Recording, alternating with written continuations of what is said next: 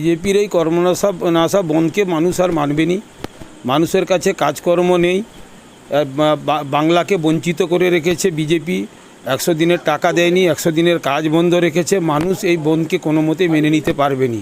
আমি সারা ময়নার মানুষকে আমি আহ্বান করব, যাতে সব দোকানদাররা বন্ধুদেরকে বলবো সবাই দোকানপাট খোলা থাকবে। বিজেপি ডান্ডা নিয়ে আসুক আর ঝান্ডা নিয়ে আসুক, ওটা কোনো কাজ করবে না। মানুষ আর মেনে নেবে না। মানুষ খেতে পায়নি, কাজকর্ম নেই, কর্মনাশা দিনকে কোনো দিন মানুষ মেনে নিতে পারবে না। বিজেপির নেতারা বড় বড় কথা বলছে। আজকে ছাত্র সংগঠনের নামে আজকে বাংলাকে অশান্ত করার চেষ্টা করছিল, সেটা ধরা পড়ে গেছে। শুভেন্দু অধিকারী ফিল্ডে নেমে গেছে, সুকান্ত মজুমদার ফিল্ডে নেমেছে, অর্জুন সিং ফিল্ডে নেমে গেছে। ওরা কি ছাত্র? এটা তো বাংলার মানুষ বুঝে নিয়েছে। ছাত্র কারা, কাকে বলে ছাত্র? ছাত্রর সব বাবা আজকে গিয়েছিল নবান্ন দখল করতে গিয়েছিল আরজি করের ঘটনায়।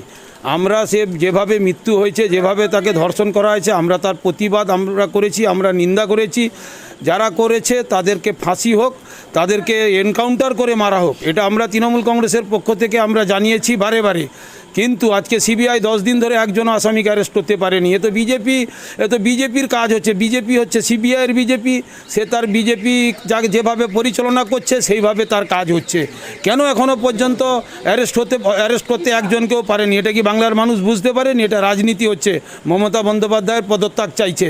মমতা বন্দ্যোপাধ্যায়কে বাংলার মানুষ তাকে মা বলে শ্রদ্ধা করে, কেউ দিদি বলে শ্রদ্ধা করে, তার পদত্যাগ চাইছে বিজেপি। হেরে গিয়ে বাংলাতে মানুষ তার কাছে নেই, সে মমতা বন্দ্যোপাধ্যায়ের পদত্যাগ চেয়েছে। নবান্ন অভিযান করতে গিয়েছিল, যে নবান্ন অভিযান করব, মাত্র 15 থেকে 20 হাজার মানুষ নিয়ে নবান্ন অভিযান করতে গিয়েছিল। তারা পুলিশ তাকে তাড়া করে পাঠিয়েছে, পুলিশকে অনেক ইনজোর করেছে। বাংলার পুলিশকে আমি শুভেচ্ছা জানাবো। শান্তিপূর্ণভাবে যে এই যে বিজেপির যে আজকে যে নবান্ন অভিযানকে সফল করতে পেরেছে, তাদেরকে যে আটকিয়েছে, এটাই হচ্ছে সবচেয়ে বাংলার পুলিশের বড় কাজ। বাংলার পুলিশ প্রমাণ করিয়ে দিয়েছে একবার, যারা উগ্রবাদী, যারা আতঙ্কবাদী, যারা দেশবিরোধী, তাদেরকে আটকাতে পারে একমাত্র বাংলার পুলিশ, কলকাতার পুলিশ সেটা প্রমাণ করে দিয়েছে।